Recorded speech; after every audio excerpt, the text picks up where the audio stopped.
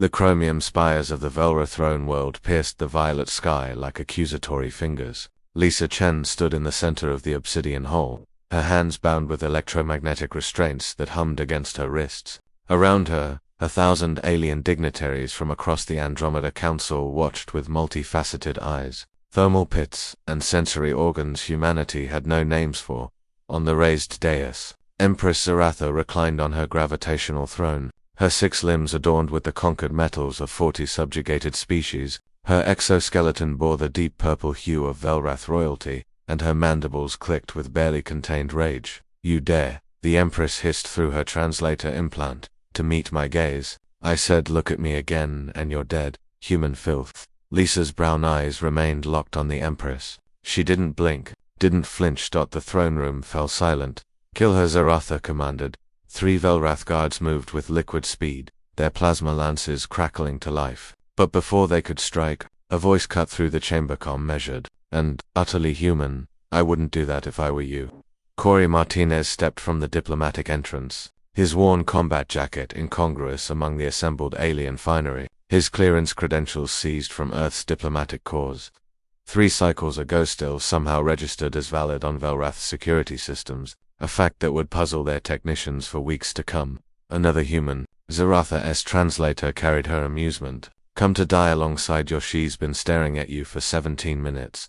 Corey interrupted, his voice carrying across the acoustic perfection of the hall. "Do you know why?" The Empress's smaller limbs twitched a Velrath gesture of irritation. "Because your species is suicidally defiant. It's why we'll exterminate you all." No, Corey pulled out a small device, projecting a hologram above the assembly. "It's because humans evolved as persistence hunters on a death world you wouldn't last 3 hours on."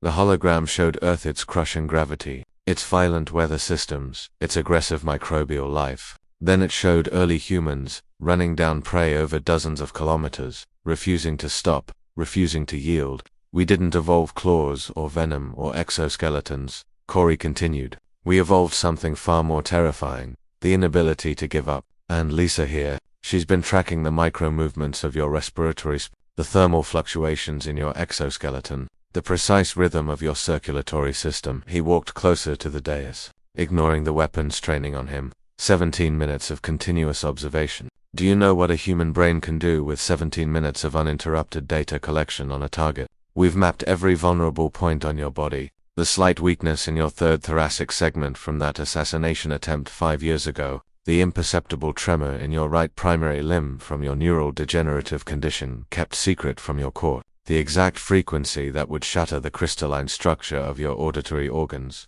Zaratha rose from her throne, her full 3-meter height dominating the space. "Threats? You come here with threats, not threats explanations." Corey's expression never changed. "You told her not to look at you again. She looked anyway. Do you know why humans do that? Because being told we'll die has never stopped us from doing what we believe is necessary." He gestured to Lisa, who still hadn't looked away. "Every human in your slave camps is watching their guards the same way. Every human prisoner in your detention centers is memorizing patrol patterns, guard behaviors, structural weaknesses. We're not plotting because we're angry. We're plotting because it's what we do. It's in our evolutionary code."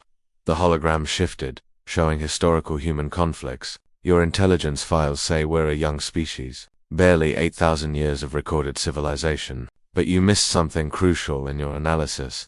Images of human warfare filled the projection. Trenches, nuclear explosions, guerrilla campaigns, cyber warfare. We spent those 8,000 years fighting ourselves. The most intelligent, adaptable, persistent opponents we could imagine, other humans. We got very, very good at it. And now you've given us a common enemy. Zaratha's mandibles clicked rapidly in certainty. Corey had learned, during his 3 months of captivity, the 40 species you've conquered. Corey continued. They surrendered when you destroyed their military capacity, when resistance became mathematically untenable. Humans don't think that way. We've won wars we should have lost. We've survived extinctions we should have perished in. We've turned impossible into a personal challenge. He finally stopped walking, standing directly before the dais. "So here's what's actually happening right now. Lisa has been broadcasting everything she's observed through a quantum-entangled implant we developed after you confiscated our standard communication devices. 17 minutes of high-resolution biological data on the Velrath Empress, transmitted to every human in this system. By now, it's reached Earth. Within hours, every human will know exactly how to kill you. The Empress's exoskeleton paled slightly, a sign Corey had hoped to see. But we don't want to kill you, he said softly. We want you to understand what you're dealing with. We're the species that looked at the apex predators of our world and said, I can take that. We're the species that split the atom just to see what would happen. We're the species that strapped ourselves to controlled explosions and threw ourselves at the stars. He held out his hands, palms open, ancient human gesture of offering. Lisa looked at you because you told her not to, because humans have a word for what happens when you tell us something is forbidden, impossible, or fatal. He smiled, and it wasn't entirely friendly. We call it motivation. The throne room remained silent for a long moment. Then Empress Zaratha made a gesture with her secondary limbs that her translator didn't interpret, but every alien in the room understood. Negotiation position accepted. Release her, the Empress said quietly, and summon my diplomatic cause. It seems we have much to discuss with these persistent creatures. As the restraints fell from Lisa's wrists, she finally lowered her gaze and walked calmly to Corey's side. Only then did her hands begin to shake. 17 minutes of staring down death, finally catching up to her. Told you it would work, she whispered. Humanity's first rule. Corey whispered back. When they say you're dead, prove them wrong.